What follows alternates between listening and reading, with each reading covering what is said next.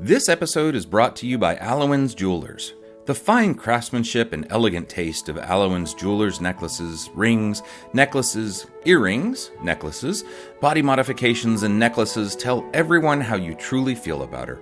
With Holy Valentine's Feast Day coming up, an Allowin's customized adornment is the perfect way to show this wasn't a last-minute impulse.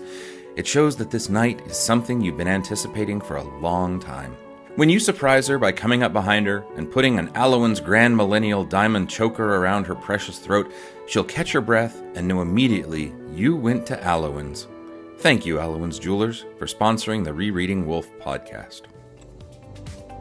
This episode is brought to you by Pain and Suffering. You probably know Pain and Suffering for their premier brands such as ouchies, wounds, brokenness, stress, and hopelessness. But did you know about their other fine products? Such as strengthened character, deepened wisdom, a maturing perspective, and opportunities for new growth? Pain and Suffering wants you to know about their latest new line in collaboration with Shumterian philosophy, Creative Destruction, trademark. At Pain and Suffering, they tell me creative destruction is an organic process of mutation that revolutionizes a person or social structure from within, destroying the old, creating new. Pain and Suffering wants our listeners to try out Creative Destruction for 1 month free. Just use promo code REREAD, one word, and if you don't like it, try it for another month and see if it grows on you. Pain and Suffering. It's not just a fact of life, it's new life as well. Thank you, Pain and Suffering, for sponsoring the Rereading Wolfe podcast.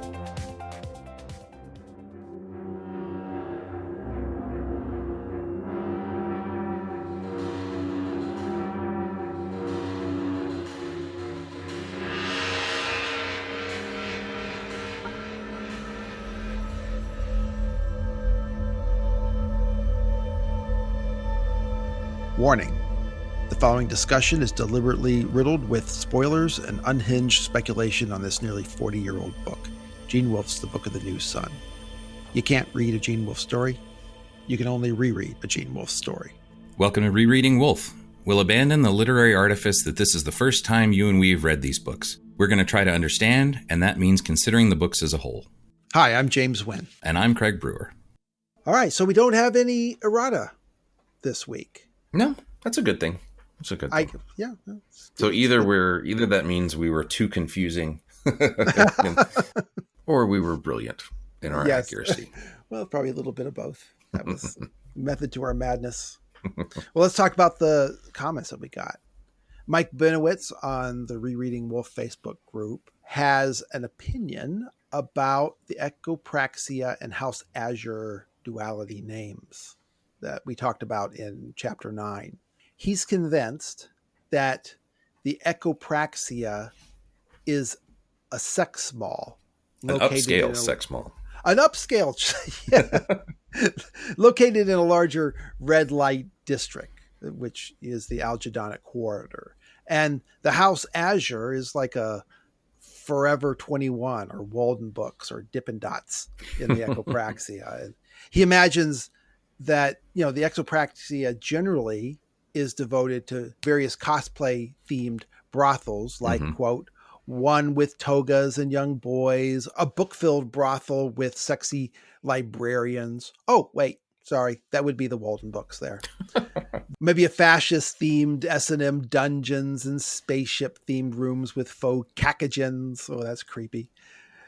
The House Azure is one that serves the particular fantasy of coupling with these famous female faux socialites. Yeah. So, and that makes a lot of sense. And just to point out that that's how he was going to illustrate it in his comics adaptation, which Mike still should happen. Let's be honest. Yeah, that's great, because whenever I imagine the House Azure up till now, I always imagine just an abandoned road. It's just Rosha. It's just Severian. And everything is snow covered. The House Azure light is the only thing coming out. But, Mike has a really interesting take where... And it makes sense. It makes sense to me, especially given how everything else is sort of layered and accretions and history and different things. So, yeah, it makes sense for this, too. Also in the Facebook group, Robert McCarthy said, your discussion of the ruined chapel that might be ruined because nobody is in charge of maintaining it reminded me of the Church of the Holy Sepulchre in Jerusalem. The church is jointly maintained by three different religions: Roman Catholic, Greek Orthodox, Armenian Apostolic, and has fallen into disrepair over the last couple hundred years because nobody can agree who is in charge of what. He linked to a very interesting article on their attempt to actually repair the place. Mm-hmm. And it occurred to me that, somebody can't just get on their own repair it, because if they start repairing it, that act in itself is implying a kind of ownership. So it's a real super tragedy of the commons. Yeah. He also says about the smell of burning roses for Thecla. In Catholic theology, roses and the smell of roses are associated with the Virgin Mary. A rose smell is supposed to indicate the presence of Mary, and there are many people who claim to have had this experience. Arguably, the most famous example is Our Lady of Guadalupe, who made rose petals and the smell of roses appear in winter. Wow, that kind of fits with Catherine, too.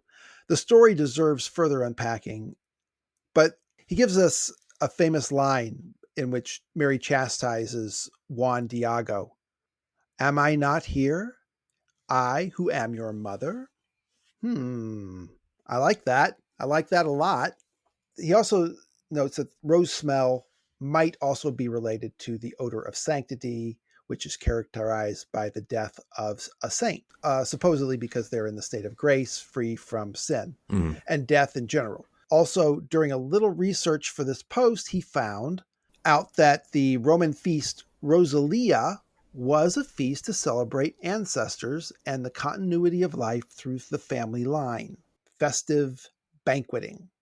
Rosalia and other rose festivals seem to have occurred mostly in May. And how is this for correlation? He says.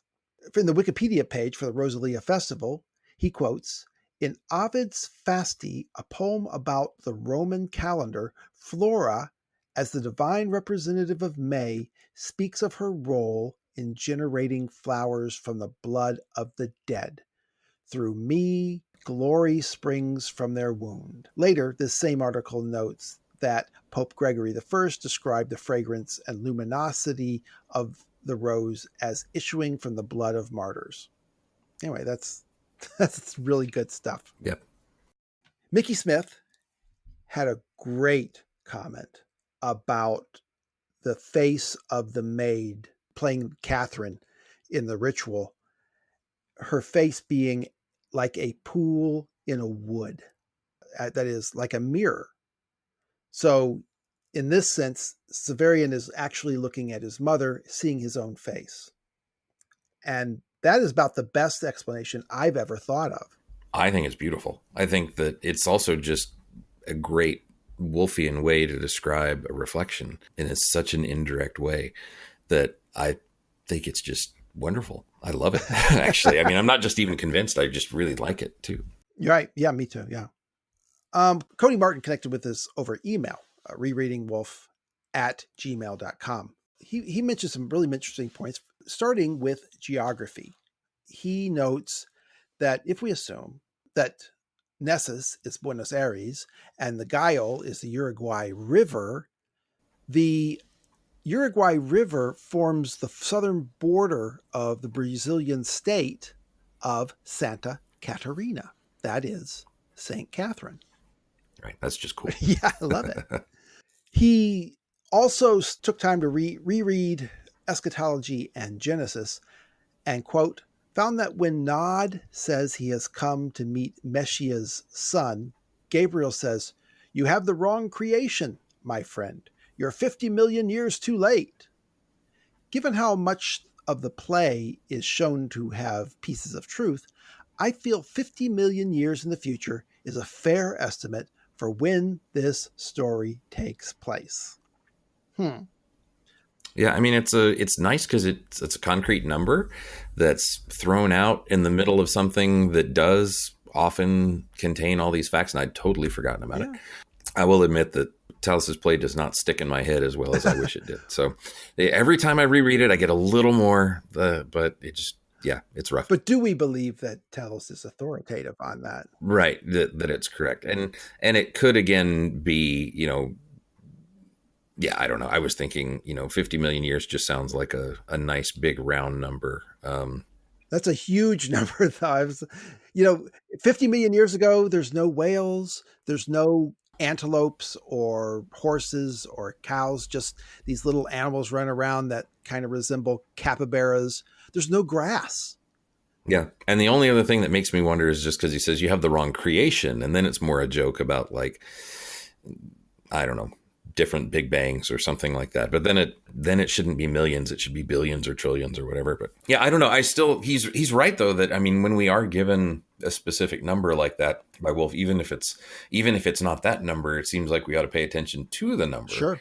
Because it's, he's just not as Wolfe is not likely to just give random pieces of specific information. Yeah.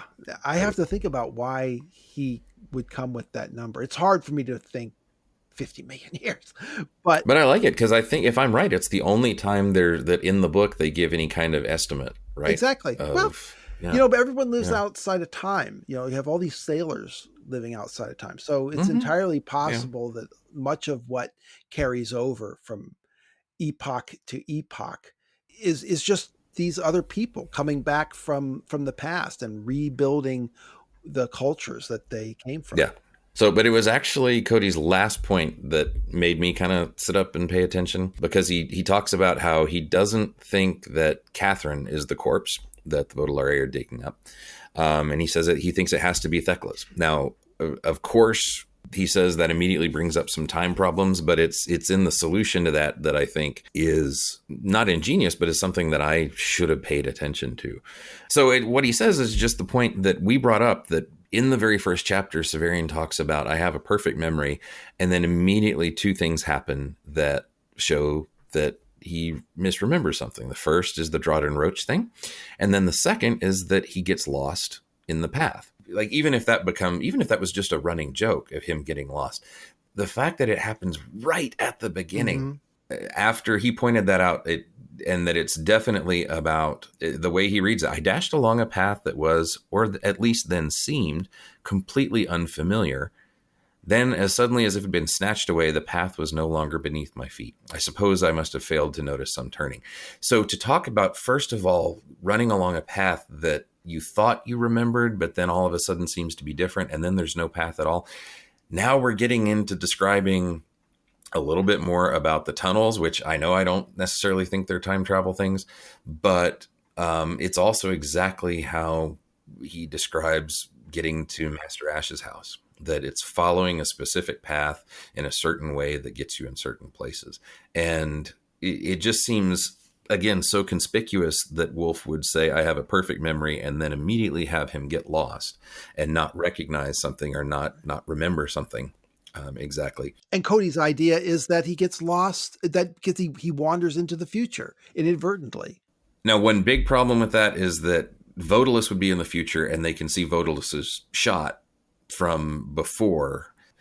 Something that happens a few years in the future, how could he see it from far away? I mean, that's a question. Although what's weird too is that Severian can see Master Ash's house up on the cliff, but then he has to get there in a particular way. So I don't know.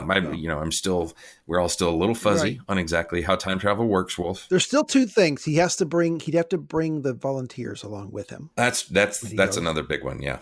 And he has to get back without realizing it as well. Without realizing it. So those are problems. At the same time, though, what really stood out to me was, I was like, why didn't I make the connection with Master Ash and following a specific path with the way that he describes it there? So Cody, thanks for that.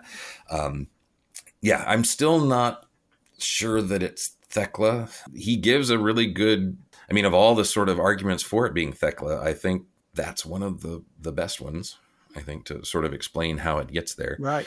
Or how Severian gets to that point. But, I guess another weird issue then would be that Vodalus here sees Severian as a young boy, and then weeks later sees him as a grown man, and Severian tells him he was there, and Vodalus never brings that up. So that would be weird.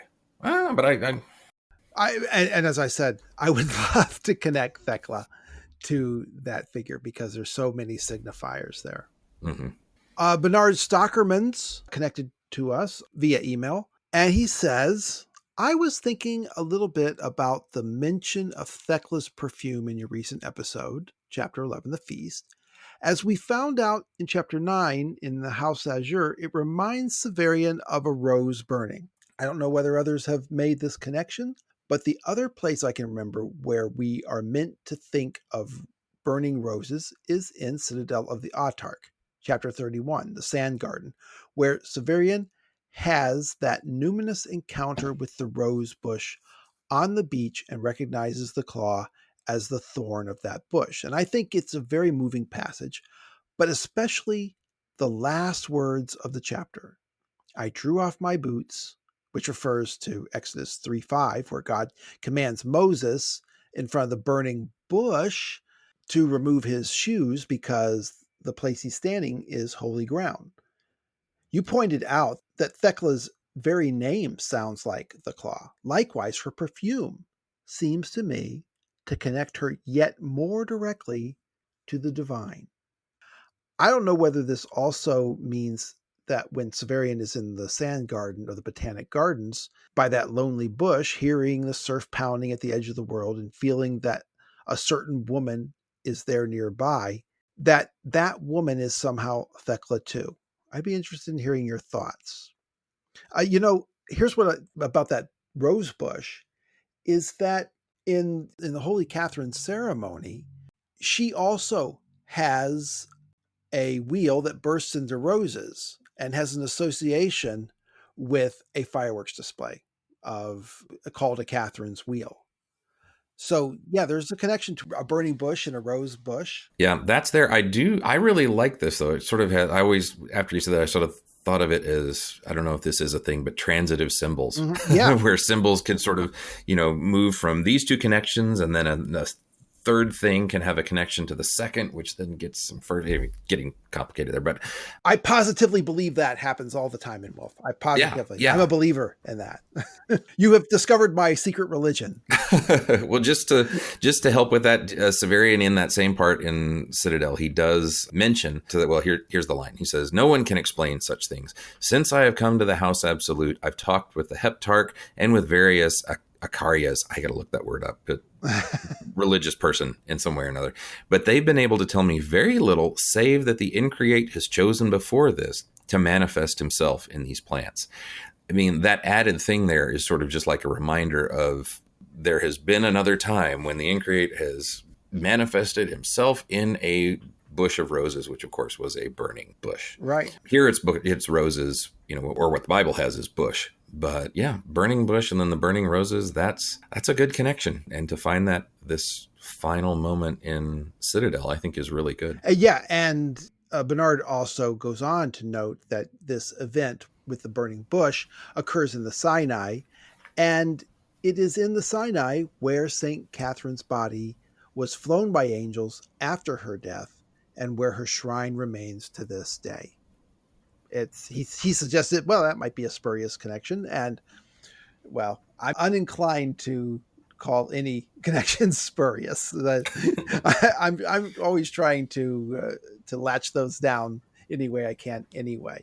But I really like that. I do like that. Anything that further connects St. Catherine's story to Holy Catherine's story, I like. I also like the further connections between Catherine and Thecla, which I don't understand, but I believe are there. And the one other thing that he mentions is the part about feeling that a certain woman is nearby, that woman is Thecla. But that certainly connects well. I mean, I think the other thing that could be happening there is that the woman that, or feeling that a woman is nearby is actually Severian and Thecla, or Thecla in Severian when he's feeling this into the future. Because I think that's one thing he's... But what about the maid? What about his sense that the maid is there? I'm not so sure about that. Can you wedge that one in? That one I might have more trouble with. But it would certainly fit that.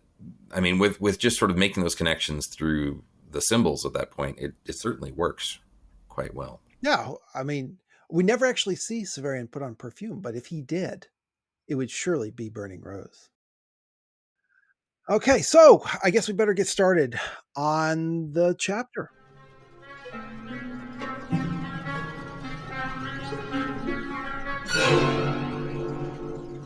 Chapter 12, The Traitor.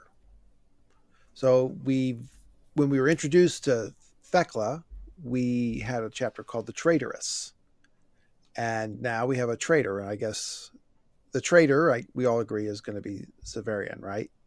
I think so. I mean, we've gotten the traitoress and now traitor, so we certainly have those ways of things. It is something to think about. I don't know that this is necessarily the chapter to really think, but one thing that I was thinking about is how many of his chapter titles in actually all of the Sun books, even Earth of the New Sun too, the sense of the title only sometimes makes sense after the chapter.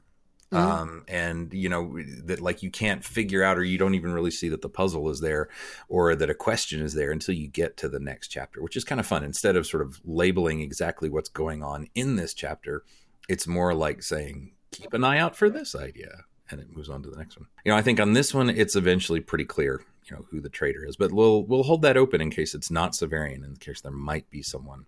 He might be referring to someone else. But if it is Severian, this is a very ironic title for Severian to be the traitor.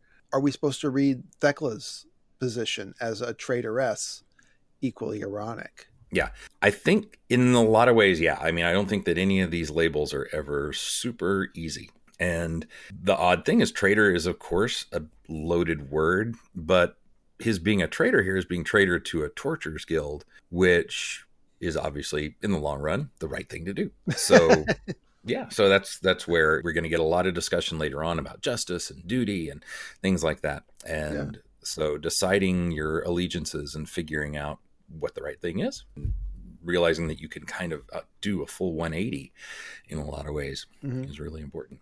Yeah, and that's a big question. I mean, this chapter is all about decisions. It's all about not just Severian, but even Thecla, I think, making some pretty hard decisions along the way. Right. So this chapter starts the morning after the Feast of Holy St. Catherine. Severian is hungover, headache, nausea. The duties for apprentices and most of the journeymen that morning are to clean the grand court and the chapel after the celebration. But by tradition, Severian is excused from that because he was elevated the night before. Yep. Just a tiny point. That's a very small thing, but it does, from the very first sentence, bring up at least the question of duty and how much you're supposed to be doing, whether or not you can be excused from your duties and things like that. It's tiny point, but it's still totally thematically, you know, on point, I feel like. Right. So, yeah. But he still has to work in the oubliette. That's nice. It's quiet and easy on his aching head. But the apprentices arrive clattering down, as Severian puts it, with breakfast plates for the clients, basically cold meats left over from the feast. Iada has apparently won his captaincy for the apprentices. He has a fat lip and, quote, the gleam of triumph in his eye. Which goes back to that question we brought up before about like how brutal that was, or whether that was Severian sort of coming up with something at the right second. At this point, it seems just like the tradition. It's very much, he's just labeled there. The way he kind of narrated it at the time seemed like, and I realized I had to do something, and this was my heroic moment as a young boy. Now it just seems like what everybody does. Yeah. As someone pointed out in the first chapter, when he sees Vodalus's sword, he thinks how nice it would have been when Drota won the captaincy of the apprentices to have had a weapon like that. Yeah. So, not when Severian was captain of the apprentices, but when he had to defend himself against the new captain of the apprentices. The clients are surprised at receiving meat, but Severian explains that today is special and is the only day of the year that they'll get it, and that there would be no torture either on the day of the feast, when everyone is getting ready for it, or the day after. If a sentence calls for torture or execution on those days, it is postponed. Thecla is still asleep when he arrives at her cell. He unlocks the door and carries it in without waking her. A few hours later, a young female client is brought to the oubliette by Gerloise. Two cataphracts and an anagnost reading prayers. So a cataphract is supposed to just be someone in full armor, right? Right, yeah. But very silver armor, apparently. But Apparently, he's yeah. completely covered because Yep. a cataphract is a heavily armored horseman, basically, is the literal term. Gotcha. In his chapter on the words, yeah, he just wear armor on all parts of their bodies. Was what he had. I think the idea here is that they're faceless, completely composed in silvery armor. An anagnost is a cleric in the Eastern Orthodox Church whose job it is to read texts out loud from the Bible. The picture here is her being taken to the oubliette as a priest reads something from the Book of the New Sun, the Earth version, behind them during the event. They hand the woman over to Severian. The paperwork has already been completed.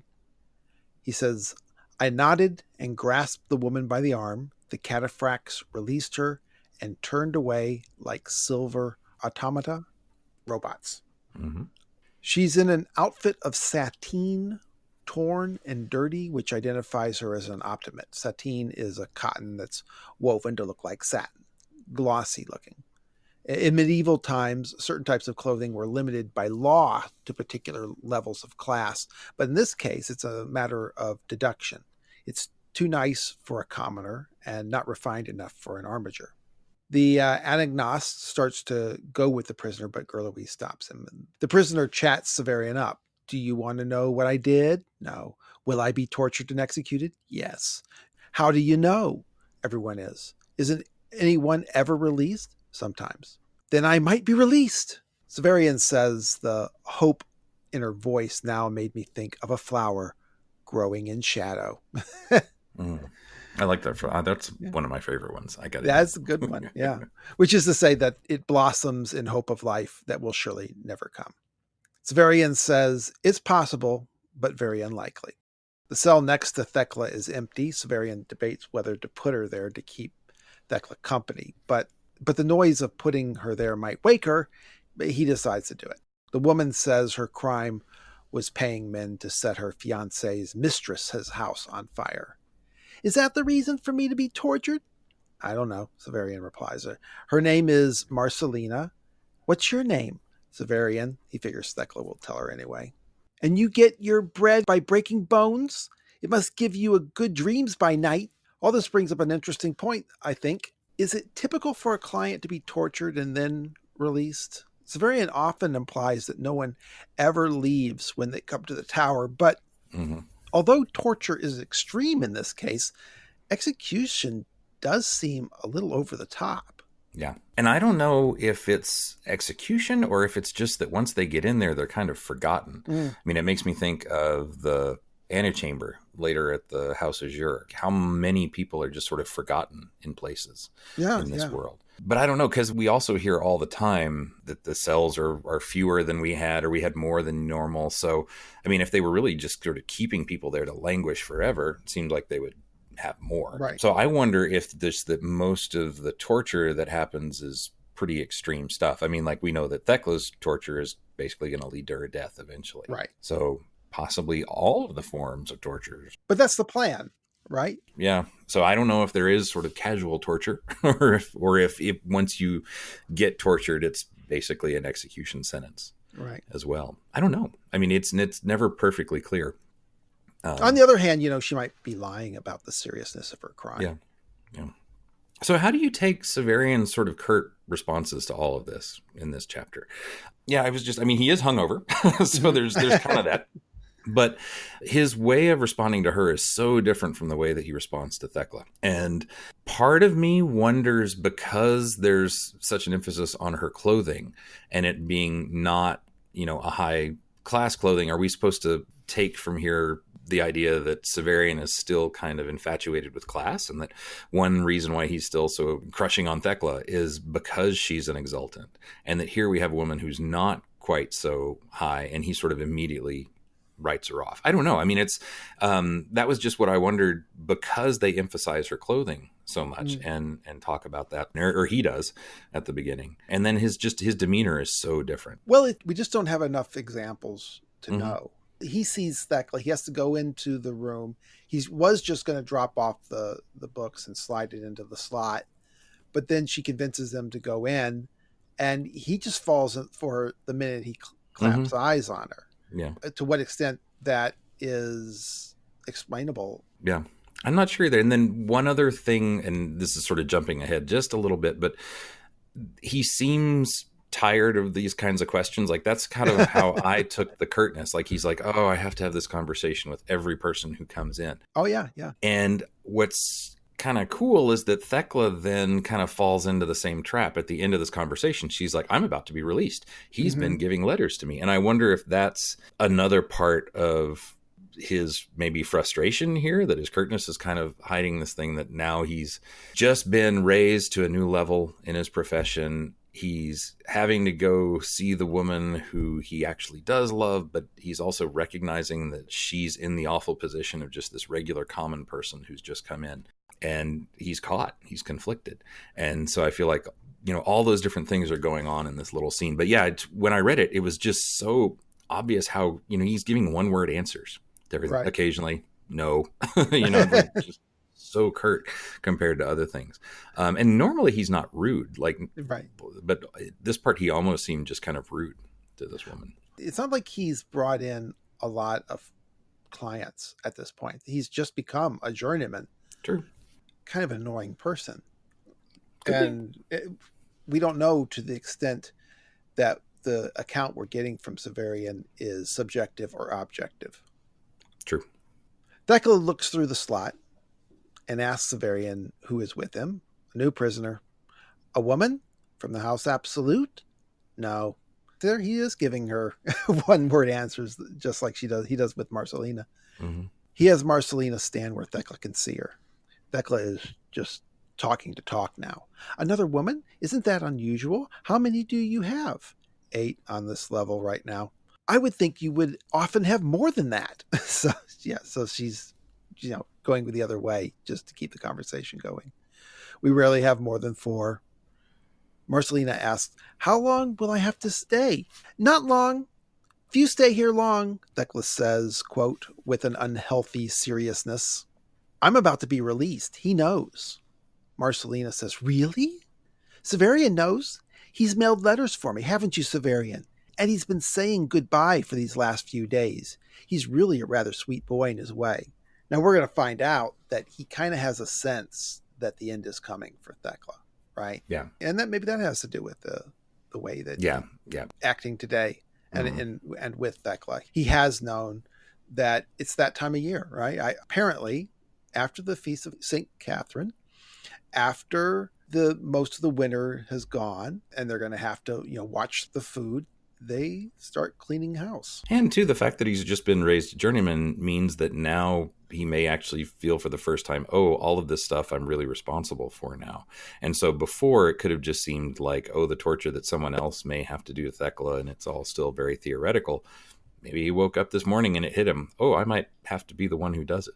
Right, And which, of course, it turns out, he will. Yeah. But that could all be working in there as well. Right. So it's not clear what she means by Severian has been saying goodbye. And it might be true for reasons that she's misinterpreted.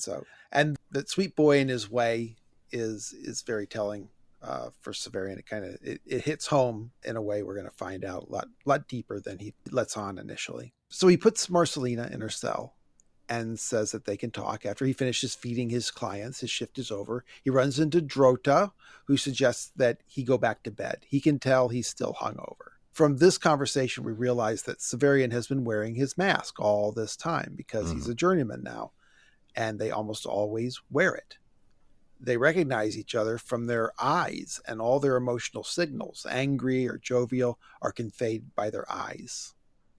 The fact that he's wearing the mask and that Wolfe calls attention to that here, and the more I think about why that first scene might have been so awkward, I feel like maybe Severian's finally realizing how many masks are getting worn between him and Thecla and how difficult it is to really be open with her, because I think he truly does in his way love her. It may be sort of puppy love and his first crush like that, but nonetheless for him and who he is, it's perfectly authentic. But at the same time, I think he knows, not just from that line that he will come back to, but he's probably realizing too how much of a distance there is between him and Thecla. And Mhm. especially now that I think he's probably realizing, oh yeah, and I have a job to do and she has a role to play in this situation, that all of that is, making it feel like there are layers between him. Kind of like the mask is between other people now. There are all these things that make it almost impossible for them to have any kind of real, honest relationship. Instead of going to bed, he goes to Gerlouis's study. Yeah. Gerlouis isn't there. He checks the papers on his table and finds exactly what he expected to find. He says he doesn't know exactly why. It was the order for Thecla's execution. Excruciation. That was that word. Now, the way you said that now, but by saying execution, right there, because Wolfe always uses that word excruciation, but we were talking about people staying. Excruciating obviously means being very painful, but is that word possibly also like a mix of torture and execution? It seems to always imply that it is torture unto death. In every instance, I've seen him use it. So I think it means execution, Mm-hmm. but I don't actually hear them saying, this is your order for your torture. It's always excruciation. So maybe to be tortured is to be executed as well. Just made me think. In this case, excruciation clearly does mean life-ending torture. Well, now he can't sleep. So he goes to the necropolis, to his mausoleum. He doesn't know it, but it's the last time he's going to go there. He hasn't been there for a while.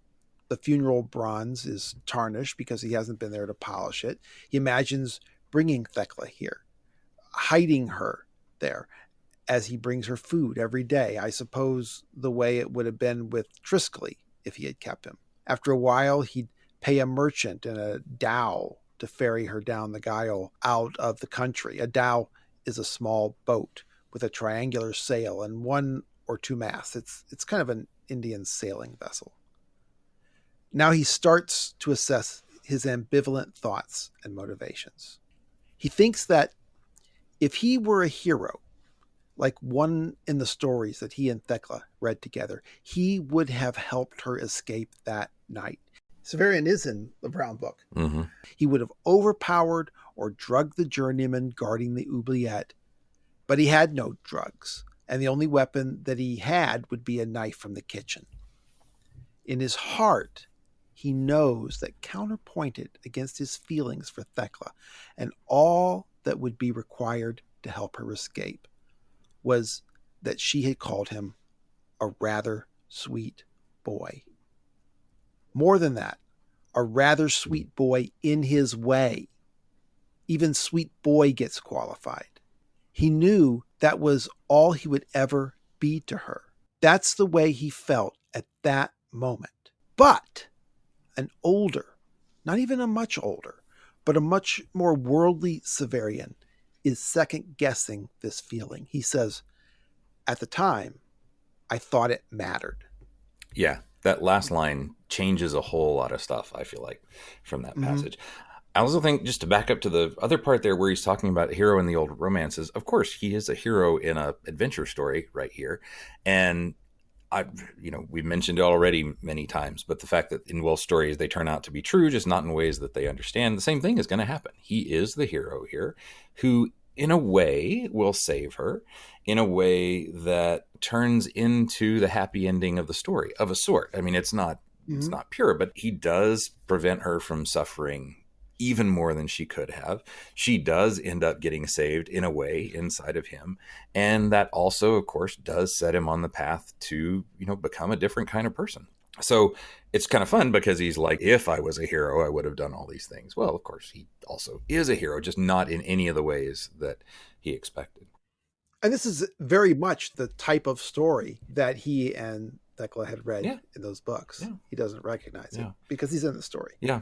But so to that line about rather a sweet boy. So yeah, the big thing there is that when she said that, it kind of pulled the rug out from under him and made him feel like, oh, she doesn't really take me seriously. Even sort of on the same day that he was supposedly basically becoming a man, at least in the eyes of his guild. and she undercuts him. So he said that that was one reason why he was pulled back from wanting to do the superheroic thing. But then that line, that last line, at the time I thought it mattered. How do you take that one? I think I know how I take it, but how do you? I think he thinks that if older Severian were in that situation, he would have gone ahead and done it. I think it's underappreciated what romantic the older Severian, the Severian writing this story, the Severian that includes Thecla and the Autarch and all the previous Autarchs, what a romantic he has become.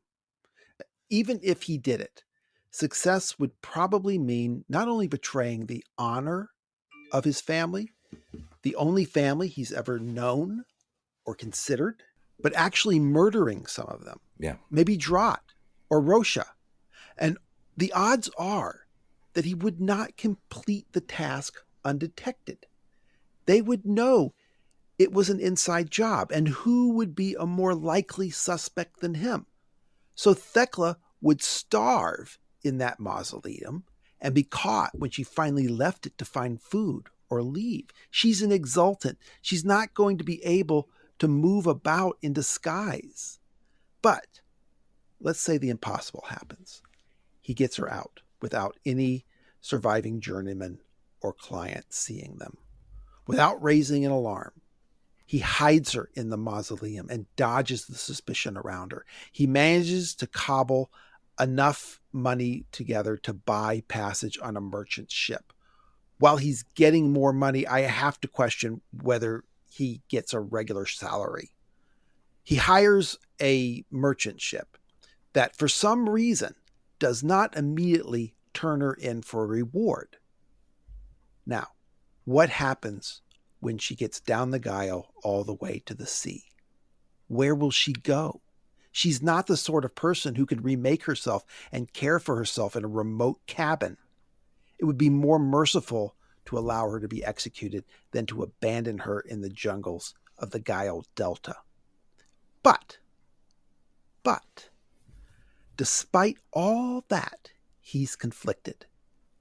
And what ultimately tips the scale is that it would be a futile gesture for the sake of a love that was completely unrequited. What he felt for Thecla, she did not feel for him, could not feel for him. He'd be betraying and murdering his family, who self-evidently do love, or at least respect him, for someone who doesn't, for someone who, if she stayed with him, it would only be because she had no choice. She would go from being a prisoner of the state to a prisoner of Severian.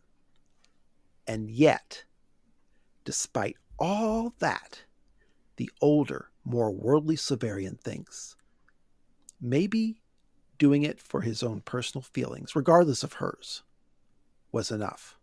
So he doesn't break her out. I actually wonder if there's a slightly different way to take it, because I totally get all that, and I think that they talk about, yeah, I mean, Thecla even mentions at some point, yeah, you would have had to kill some of your friends or something like that later on in the chapter. So yeah, all of that is certainly there. One reason why I like that one sentence is because he doesn't elaborate on it. He doesn't tell you exactly what he's thinking, and I actually feel like it's a little more like the older Severian saying, after having gone through all this stuff, yeah, even with all those rationalizations and even with the fact that I was focused on having my own feelings hurt, when he says at the time I thought it mattered, like what's the it? And I feel like maybe what thing he could be saying there is, at the time I thought that my own feelings about this mattered. Whereas at the time, what I didn't realize was the full perspective that this was wrong, that her being tortured was wrong, and that what I should have done is maybe taken a totally principled stance and actually tried to break her out. I loved her. I should have done what was right at the time. I know that now, even though it's totally impractical, but I didn't have the courage or even really the awareness to do it then. It's possible that's that there. I don't know that that's actually there. And I feel like that kind of approach, that super uber principled Severian, now looking back on this and having regrets, we don't always see that too much, but I still think that maybe that one line is kind of him looking back and just still having a moment of regret and saying, I was wrong to be so selfish in my own feelings and to be so petty. Because what I should have done was realized I loved her and I would do whatever I had to do. And oddly enough, in the rest of the book, Severian, whenever he does eventually tries to make commitments to people, he does try. He fails many times, but at least he's much more aware of trying to be committed to helping Dorcas or to staying with his friends. He's much more romantic. Mm-hmm. He's much more of a person to say, love conquers all. Love is more important than all, rather than worrying about the practicality, worrying about the harm done to others, worrying about whether it would even work. The point is that he loved her. Yeah. So maybe that was more important. And he doesn't emphatically say that was more important, but he doesn't consider it the weight against it to be as great anymore. Yeah. And we know that he's going to feel guilty about this forever. He's going to remember the blood under the door, and it's going to haunt him forever. Yeah. There's a few things worth mentioning at this time. This is Severian remembering his state of mind without Thecla in it. So, one, he has a rather biased advocate at this time when he's looking back on it in his own mind. That cannot be excluded. Thecla is there. She has a very strong opinion about it. Second, Thecla might simply be a more romantic person. And third, when Severian starts talking about Valeria later and throughout the Claw, and then in Citadel, his perspective about her changes remarkably. Mm-hmm. Later in Shadow, he refers to her as the forgotten girl. By the end of Citadel, she's the most beautiful woman he's ever known. Mm-hmm. So he's actually not in just his memory of his state of mind in the past, but actively in the writing of this memoir, Severian's perspective does change. It's as if the person who started putting pen to paper in this book is not the person who wrote the middle portion and finished it. In a way, I feel the same way when I return to episodes that we record weeks later after considering later chapters and listener input. Severian is just a different kind of narrator. Now, as a listener pointed out in a previous episode, the moment Severian is joined to Thecla, he realizes that he did mean more to her than he could have realized. And I don't want to discount that information. It's meaningful. It has to go into the pot when you consider this event with Severian. But I still think it has to be married to Thecla's actual description of Severian when she thought she was about to leave this remote backwater, return to her life at the House Absolute or at a villa on Lake de Eterna. This description of him as a sweet boy in his way, regardless of what's transpired between them before, that is just massive friend zoning. Yeah. Now, I don't think we can fail to consider his admission to Dorcas later in Sword of the Lictor that it wasn't quite as impossible for him to have helped Thecla escape from the tower, as he implies later. He says, I thought of Thecla and how I had wanted to free her. I couldn't find a way to do it. Have I ever told you? There were brothers everywhere, 5 to pass by the shortest route. And all of them knew me and knew of her. Thecla was shrieking now in some corner of my mind. All I really would have had to do would have been to tell them Master Gerloise had ordered me to bring her to him. But I would have had to go with her then, and I was still trying to figure out some way by which I could stay in the guild. I did not love her enough. I mean, that is revelatory in its way. But again, this plan would require that he be on the run with her. Mm-hmm. So the idea of hiding her in the mausoleum while he brought her food until he arranged transport out of Nessus, that would not be on the table. They would be a penniless exultant and a teenage torturer, a pair that could not be more distinguishable. Now, maybe the guild would attempt to save face by, simply not looking for them? Would Gerloise agree to falsify reports that Thecla had been executed in order to hush the matter up? That's not the character of Gerloise that we've been presented with. Palamon might have been able to convince him to do it, but Severian certainly couldn't have known that that was on the table the day before Thecla's sentence. Now, the rest of this chapter, like I said, in my opinion, some of the cleanest, most delicate, best written prose of Wolfe's career. It's mundanely horrifying and sad, and yet it is unrelenting. 2 days after the feast of Holy St. Catherine, Gerloise has Severian and Rocia assist in the excruciation. I assume he thought this was a necessary lesson in his becoming a journeyman torturer. Note that Palamon and Gerloise seem to fully expect Severian to remain a torturer. If Severian had been placed with the guild by the autarch and Father Ineri to ultimately become autarch in the New Sun, the masters are not aware of it. Yeah.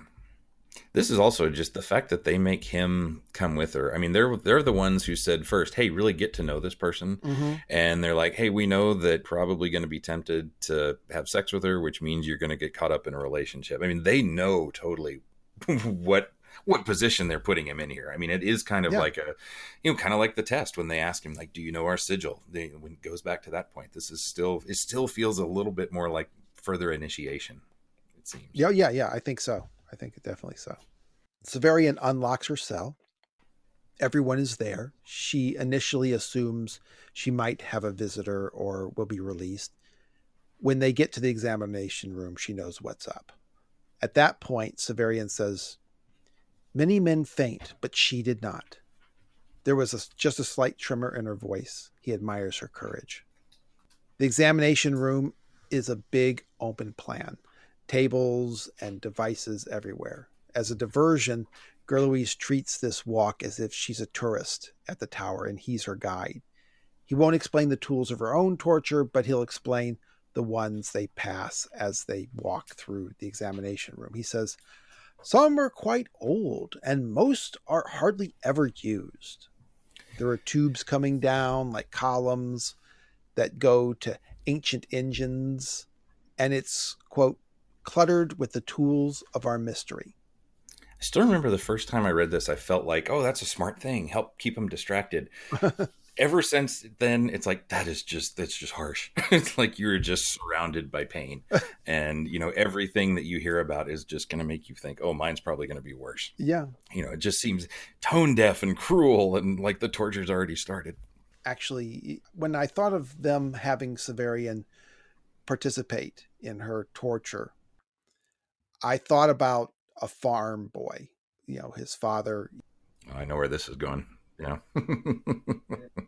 He has him raise a cow and then, okay, now it's your turn to butcher him because that's your job. And so this is what he has to do. And when you're leading the cow off to the slaughter room, the idea is that, it's not going to, the cow won't know that it's happening until the very last minute.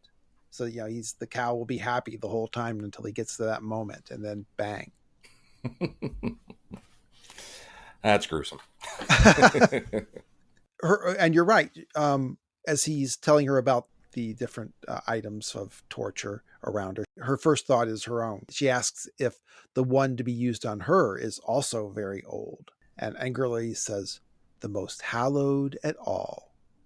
It's hard to say whether Gerloise means this or if he's only continuing to distract her by acting as if what will happen to her will be truly special and have particular meaning.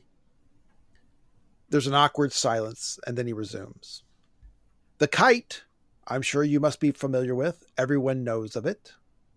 I suppose that the kite is a cross. I was going to say, the kite should be a crucifix is what I would have thought. Right. He shows her the apparatus, a vague name if there ever was one. Mm-hmm.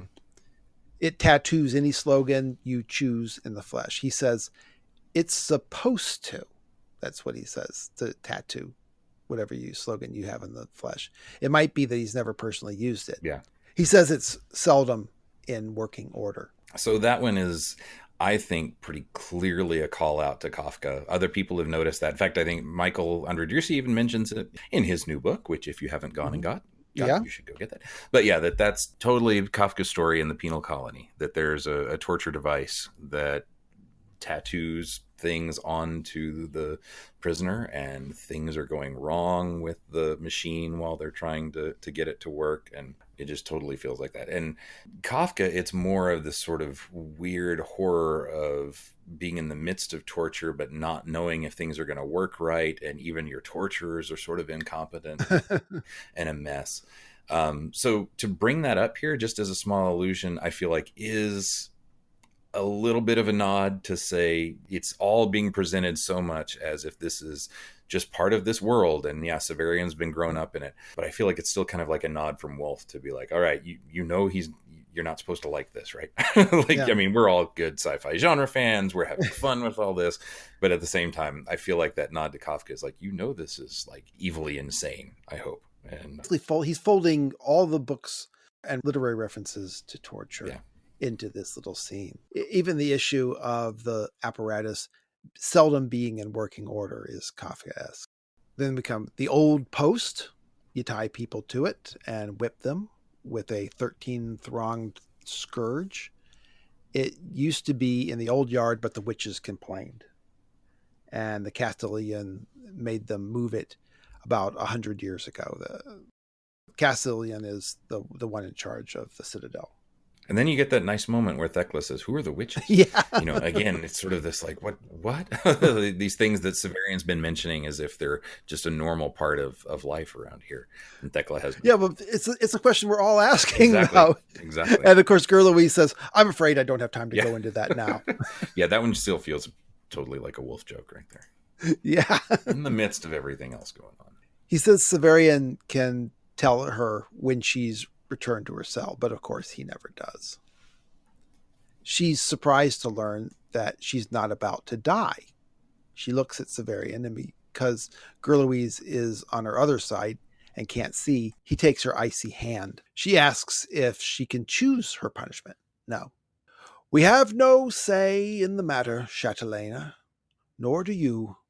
We carry out the sentences that are delivered to us, no more than we are told, and no less, and making no changes." And embarrassed, he clears his throat. Why do you think he's embarrassed there? Like that was one thing. What embarrasses him? He's an odd fit for a torturer. He's never comfortable in this job. Severian has said that he's totally unfit for the job, and yet all the parts of him are fashioned by himself to be perfect for the role. But none of them really go together to make a torturer, someone who can actually do this job and not be living in torture himself. And plus, what he's done is just sort of come right out and say what we're told is one of the torturer's glories later on, is that they obey, that they do what's told. He's just said, "We obey," but he's embarrassed by it, as if to say like, yeah, and I know it's not quite. He's basically admitted that he's no different from the clients there. He has a role to play. Yeah. They have their role to play. Yeah. And no one gets to choose in the matter. He always thinks of himself as being better off than everyone else in the world because he can never be sent down to the oubliette, but he lives in the oubliette. Yeah. He goes on to talk about another device, Alwyn's necklace. Alwyn was an alternate name for the Saint Bavo of Ghent. I can't figure out a necklace or strangulation association with him. Alwyn, remember, is some person in Severian's world. It's a metaphor for the name of an inventor or something like that. But it is a saint's name, which I think is, we do have a torture device named after a saint.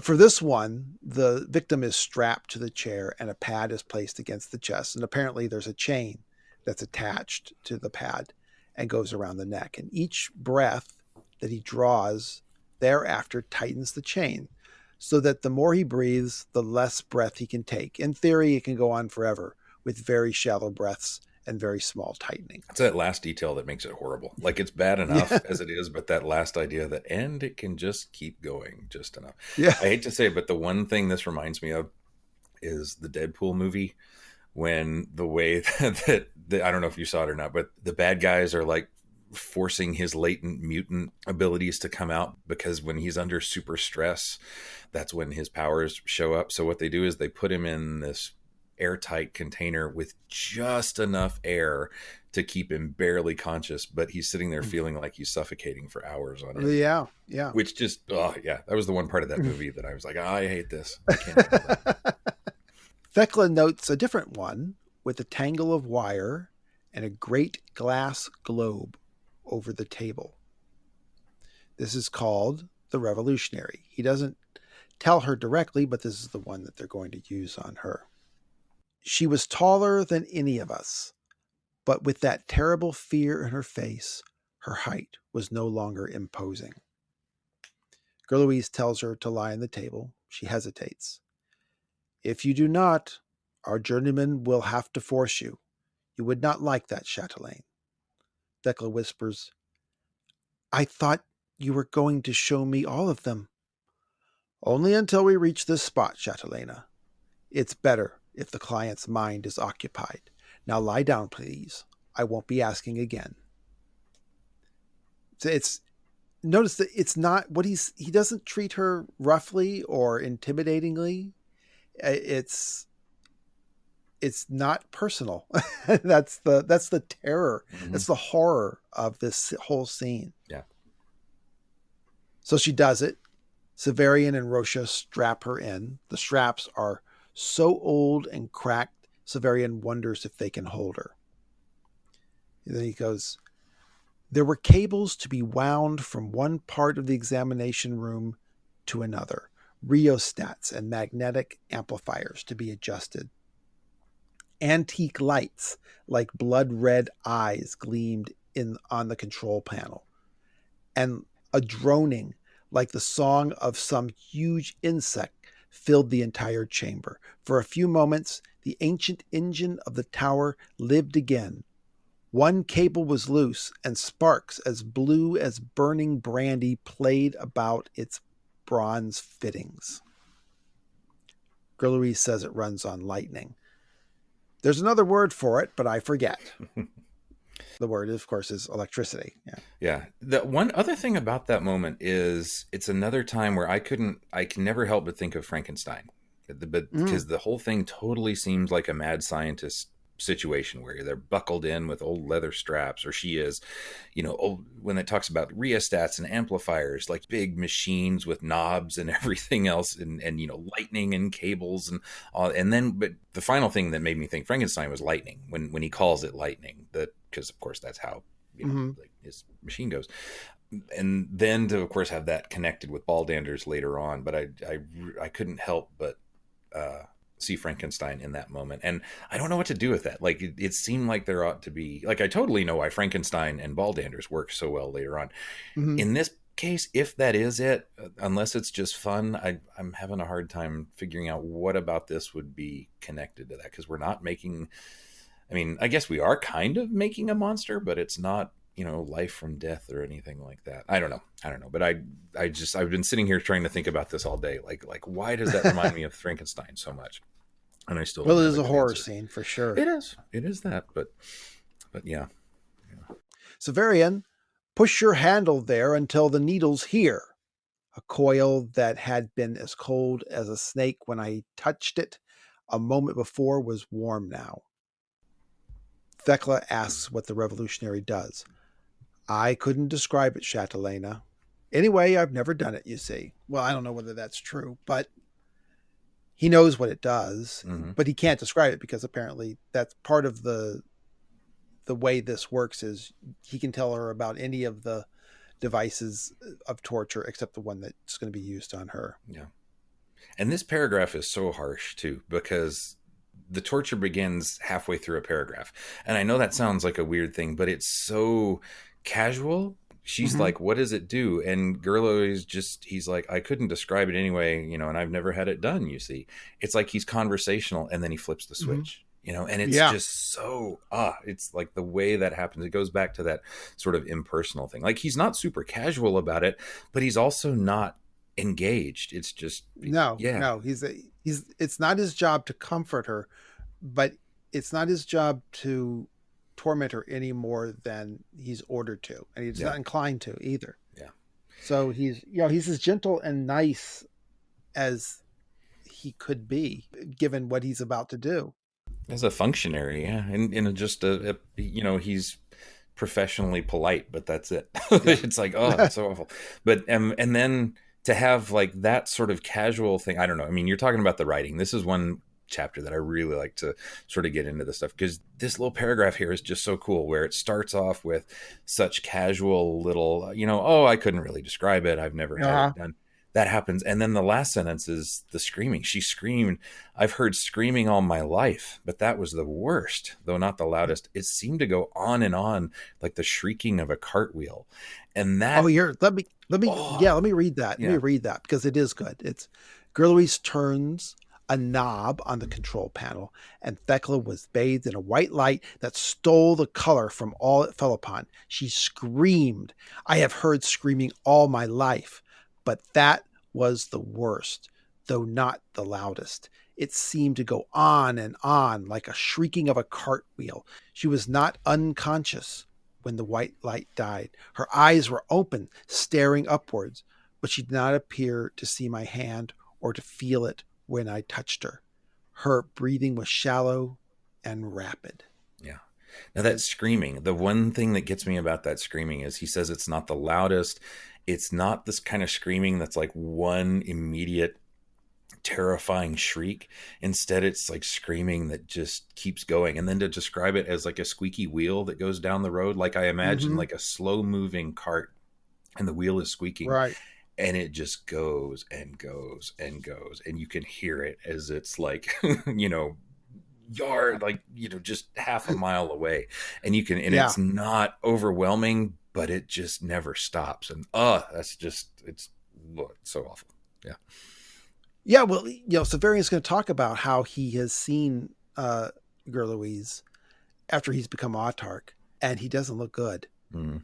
Think about going through this type of thing every day or every other, apparently they do every day except for St. Catherine's Day and the day after St. Catherine's Day. He has to do this. Well, they carry her back to her cell, but he says, we got out the travail. And actually, that's one thing too that Wolfe, that's one of the words he has in there, that he says, a rough framework to which a load can be tied to facilitate carrying or dragging it. So in other words, what it makes me think is sort of like a hastily made like a wheelbarrow, basically, like something like that. Like they literally just wheeled her back upstairs. I mean, yeah, travail, like you're exactly right. But the one that Wolfe decided to pull out, that he put in the Words World Wonderful chapter, that was the one that made me just think like a hastily made wheelbarrow or stretcher or something like that. And then this sad little part right here. So after Severian's shift, he went to visit her. She was awake, but she couldn't stand. She speaks so quietly. Severian has to lean in to understand her. She says, I ought to hate you, she said. And he says, it's all right. But I don't. Not for your sake. If I hate my last friend, what would be left? Note that she assumed she would be released because she had all her friends, all her family that would come to her defense. Mm-hmm. That this thing has ultimately happened to her has demonstrated that no one was willing to stick out their neck for her. Mm-hmm. So Severian doesn't say anything in response. As she speaks, her hand creeps up toward her eyes. She grabs it and forces it down. Her scalp is bleeding. There are, quote, curling dark hairs entangled in her fingers. He tapes clean lint to the wound on her head, but he knows that she'll soon rip it off. She describes what the revolutionary procedure was like. I thought I saw my worst enemy, a kind of demon, and it was me. Since then, I can't control my hands. I can if I think about it, if I know what they're doing, but it's so hard and I'm getting tired. She spits blood.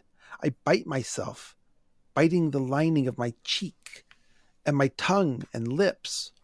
Once my hand tried to strangle me, and I thought, oh, good, I will die now, but I only lost consciousness, and they must have lost their strength because I woke. She says, it's like Alwyn's necklace, only worse. My hands are trying to blind me now, to tear my eyelids away. Will I be blind? He says, yes. How long before she dies? He says, a month, perhaps. The thing in you that hates you will weaken as you weaken. The revolutionary brought it to life, but its energy is your energy, and in the end, you will die together. We get a broken conversation. Severian? Yes, I see. It's a thing from Erebus, from Abia, a fit companion for me. Vodalus, her voice fades to a whisper. Now, this statement, the Commonwealth has deliberately had its technology primitivized. There's going to be some exposition later that I think, well, this is the theory really, but it's heavily textually based. The Megatherians, the massive alien powers so large that they live in the ocean because they can't support their weight on land, they only have power on Earth due to the influence they have over people. And this power is exhibited by factions and governments. Among the carrots they offer is technology and knowledge. Vodalus has a ray gun, for example. Power over their environment. So Father Aniri's faction has deliberately debilitated the technology of the Commonwealth, I think, to reduce the influence of the Megatherians. It's like if you have a cancer of your antibodies, you destroy the antibodies to fight it. I've seen a theory that the sun was damaged as a means to fight them.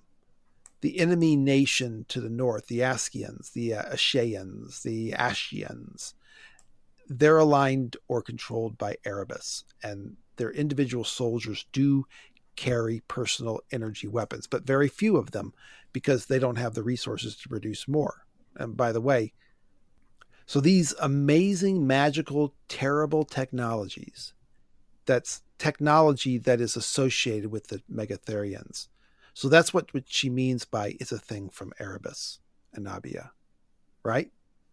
That would make sense, because otherwise, if we're thinking something deliberate, yeah, otherwise it's sort of like it's a thing from the devil, and that would be. But then the trick is that if Thecla really is on Vodalus's side, then she wouldn't necessarily see Erebus and Abaya as the devil. So instead, that's where that idea that you're talking about, where it's more connected to, what I think of as more like a direct sort of plot point. And then she goes directly to say, a fit companion for me. Yeah. Yep. Which perhaps is an admission that she was not just communicating with Thea as a sister, but that she was actually a sympathizer for her cause. Yep. Or maybe to turn it around that, like Severian, she always sympathized with Vodalus's cause, but never actually did anything Could be that to too, help. Yeah. Mm. That she was guilty of rebellion in her heart. Yeah. Perhaps she was a traitor in just the way that Severian was a traitor to his guild. Perhaps she showed mercy to Thea in some way. So the other thing, though, is that that she's talking about, a thing from Erebus, from Abaya, is, and this is sort of where I don't know if this is right, but I always assume that the way he describes what the revolutionary does is it makes you turn against yourself. But then just the way he describes it is the thing in you that hates you will weaken as you weaken, as if it's something else that's put in there. I don't know. I mean, that's all speculative, but it's just more good sort of Wolf fun where there's some ambiguity to exactly how things are stated that leave a few different options open. Yeah. Well, he's going to, whatever it is, he doesn't have the technical knowledge to be able to describe exactly how it works. He's speaking in metaphor, which is real enough. Yep. But I want to go back. The thing about a fit companion for me, the thing is, we know Thecla was never sure why she was arrested, let alone executed, because Severian has to ask the autarch later. So I don't know. Yeah, it's hard because I mean she does have the bracelet, right? Like, and we talked about before how the Hmm. bracelet is could Right. indicate that she was on their side, and yeah, which could be then this is a moment where she's kind of like, oh, I realize those guys are the bad guys now. If they're capable of this horrible stuff, it could be something like that too. Yeah, it's yeah, I don't know. I don't have a good way to Yeah. solve that line exactly what she means there. Apart from the general idea that yeah, she's finally sort of admitting at least a little bit that yeah, I kind of was, I'm guilty of something, even if it's just in my in my loyalties. But I think, yeah, but I think she's saying that this is technology. This is the sort of technology that the Megatherians would hand out that people don't normally have. It's alien technology. And that would work. That would work. But she kind of fades off after she says Vodalus, and he leans in, but he can't hear the rest of what she has to say about Vodalus. He tells her that despite all his conflicted emotions, he actually did steal a cook's knife from the kitchen to break her out. It had a blade length a little longer than that of an outstretched hand from a pinky to a thumb, but he had no opportunity to do it without killing the guards, his family, and friends. He had sharpened it well, though. Her hands are moving up again, and blood is trickling from her mouth where she's biting her cheek, her tongue, her lip. She asks him for the knife, and he pulls it out from his cloak. The last words he speaks to her is, I know how to treat an edge, and I sharpened it carefully. He puts the knife in her right hand and leaves the cell and shuts the door. He waits outside. He knows he has time to change his mind. He considers it 1,000 times to go in and take back the knife, and no one would know that he had considered betraying the honor of the guild. He could still be a torturer, the only life he knows, perhaps all the life he would ever know. That is what he was giving up by standing outside that cell and waiting. There was no sound that he could hear, but eventually a red stream flowed from under the door. Then he goes immediately to tell Gerloise what he's done. Notice he doesn't tell Palamon, likely the more sympathetic person to confess to. I think this demonstrates true shame he feels over the act. He can't bear to see Palamon's face when he tells him. He prefers to tell it to a face that will mirror the self-contempt he feels inside. Makes sense. Yeah. I like that the last thing he says is I know how to treat an edge and I sharpened it carefully, which we're going to get a lot of talk later in these books about Severian sharpening an edge and treating a blade well. And he does Yeah. a lot of things with that. And, that this is the line of division. This is certainly a line of division right here between in his life. And yeah. It's also for her at that moment, it's the most welcome thing he can say. Mm-hmm. And that's the end. And that is such a horrifying end, Yeah. but it is so well written. I love this chapter for what it is. So one general thing that comes up, and this is something that's always bothered me, and I don't remember if they ever mention it, but when after Severian goes through the ritual and takes the Alzabo and gets Thecla, does he? I think if I remember correctly, I should have gone looking for it before we recorded, but a passage where he remembers what it was like to go through the revolutionary. But the other thing, though, is that I always wondered, okay, well, if that's there, why did that not transfer into Severian as well? Like, if whatever that thing is that's in there, why did that not become part of him too at that Well, point? we'd have to know what And was going. We would have to know more about the device. Yeah. I guess so. I guess so. But that's just one little thing about the connection that just always kind of nagged at me a little bit. Is if he has every other memory so much, well, why not these? And why aren't they so lasting as this was? But who knows? I mean, we come up with all kinds of reasons like, oh, well, actually, the revolutionary worked on brain chemistry and not memory. I Yeah. don't know. Well, Wolfe is not a hard science fiction Right. writer. Never written anything and so anytime you start trying to break down, gosh, how did the Inhumi absorb people's souls? How did you do that? Wolfe doesn't care about that. But yeah, so one thing I think we got to figure out then here is, the first thing I'd say is that the fact that he ends with that confession, like it's real easy to see this as, oh, Severian did a wonderful thing out of love, but it takes him a long time to really kind of make peace with this decision. I mean, maybe he never does. When he's yeah. writing this, obviously he says, he's obviously not made peace with it. At the time, I thought it mattered. Yeah. I mean, that says he's still, it still irks him. I don't know. Maybe Thecla accuses him over it. Who knows? She is the more ethical, more romantic person. So maybe that's what it comes from. Yeah. And thinking too that, Severian is writing this and assuming that Severian named the chapters as well, he's labeled himself a traitor right here to his guild. So that would suggest that even at this point, he's still having, if not regret, at least, like you mentioned, shame. I mean, there's still something that he feels like he turned against his family, even if in the long run he feels like he made the right decision because he's going to, as he says, get rid of the, totally reform the tortures. But at the same time, he still feels that shame. And I like that, that's one thing that makes all of the sort of moral questions that Severian goes through much more interesting in this book, because there's never just, oh, I made the right decision and therefore I'm fine with every consequence that comes out of it. I mean, Severian really, suffers in a way that I think people really would, if you had to turn against things. It's not an easy answer. It seems so easy and obvious to us that, this is the least you could have done. But we're also, like you said, asking him to turn against everything he knows. Well, he lives in a world where this sort of punishment is accepted as the established way to do things. Severian, by turning against it, is the progressives. He's he's the revolutionary. He's the one turning against the system. He is the novelty by seeing something wrong with it. I like that connection, that he is the revolutionary in the moment. That's pretty cool too. Well, that's pretty cool. Yeah, pretty cool. Yeah, but he's the odd man out in his society. Yeah.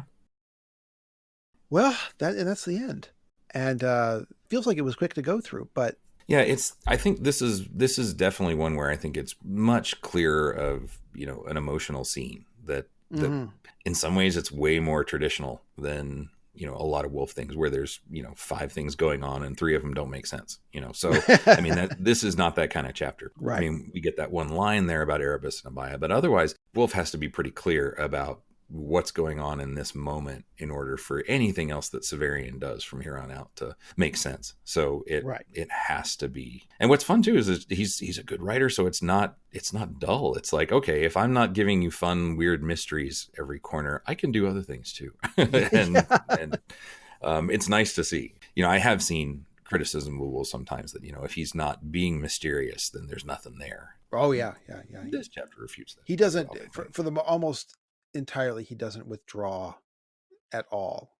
Everything is on the table, and it's terrible. So, but you can't have a whole novel where the emotion is kept to this height. So yeah.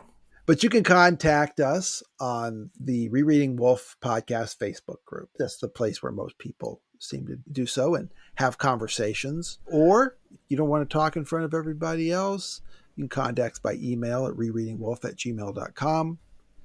You can also keep up with us on Twitter at Rereading Wolfe or on Instagram, Rereading Wolfe Podcast. And Instagram is fun because you can see the new things that James has been buying lately. That's true. Connected to Wolfe or being gifted to him. Yes, yeah. My family is wonderful. Lately, I've been covering the publications where Wolfe first sold his first stories. So that's pretty cool. And also establishing my own wish lists. Of course, we also have a Rereading Wolfe podcast subreddit if you want to connect over there. And we're really looking forward to hearing from you. So thank you for listening, and we'll talk to you next time. Thanks, everybody. Thanks.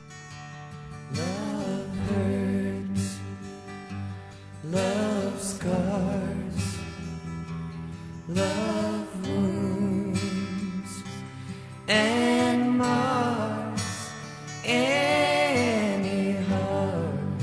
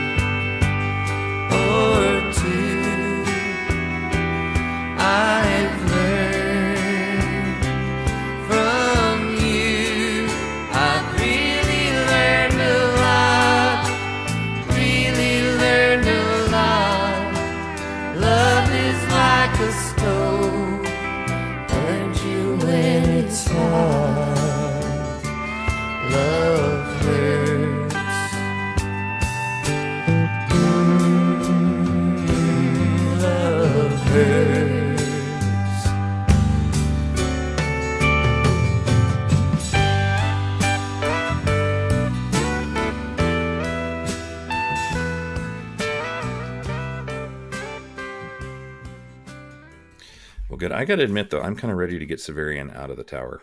Well, it takes great discipline. I feel like Louise. It's one chapter at a time every 2 weeks. Yeah. We do no more, we do no less.